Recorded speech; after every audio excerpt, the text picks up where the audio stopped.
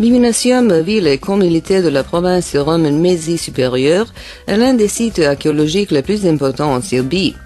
Récemment, il y a eu lieu une solennité qui fait partie du programme consacré à la célébration de 17 siècles depuis la signature de l'édit de Milan.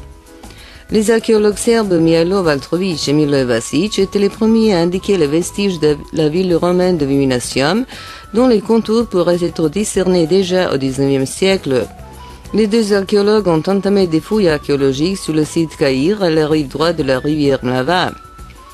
Les résultats de fouilles matérielles et les parties d'édifices qu'ils avaient retrouvées ont démontré qu'il s'agissait d'un camp militaire romain connu à base rectangulaire, dont en dehors des limites s'étendait une habitation civile sur environ 220 hectares de zones urbaines plus étroites.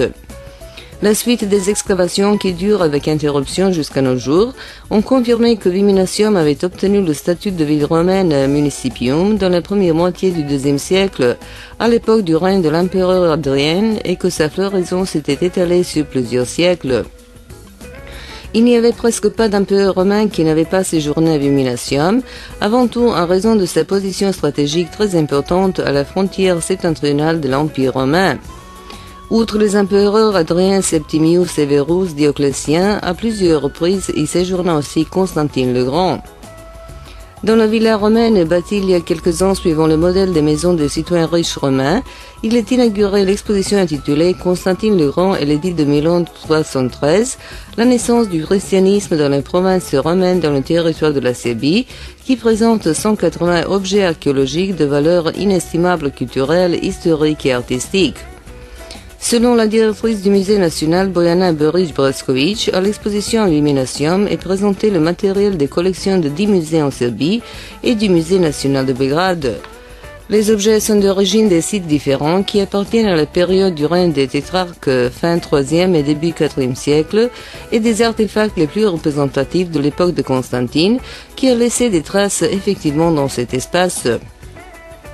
À l'exposition Viminacium, les visiteurs peuvent voir des bijoux en or, des fibulas, des plastrons ornés de reliefs de haute valeur artistique, l'argenterie, ensuite des sculptures des dieux, mais aussi les portraits de plusieurs empereurs romains et le portrait connu de Constantine le Grand. Ils sont exposés aussi des parties des mosaïques et des fresques, des sarcophages et des tympans en pierre qui témoignent de la beauté et de l'harmonie de l'architecture romaine et de l'antiquité tardive qui portent de plus en plus des insignes de la future époque chrétienne.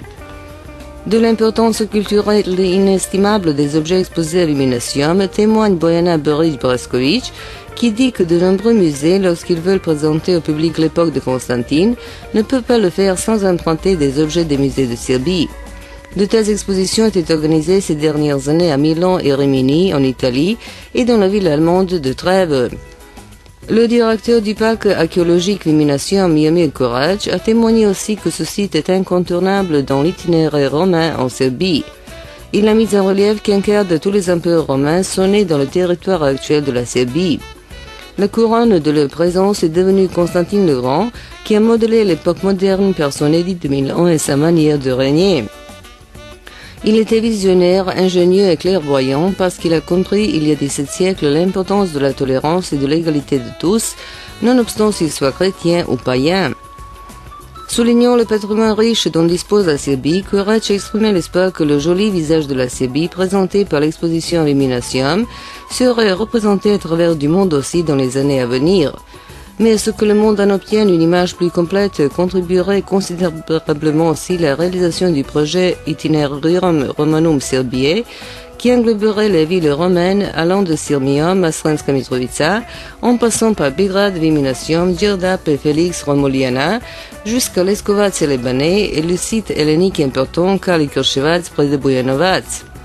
Cette route romaine engloberait aussi des stations thermales et des sites qui appartiennent à l'Antiquité tardive et au Moyen Âge.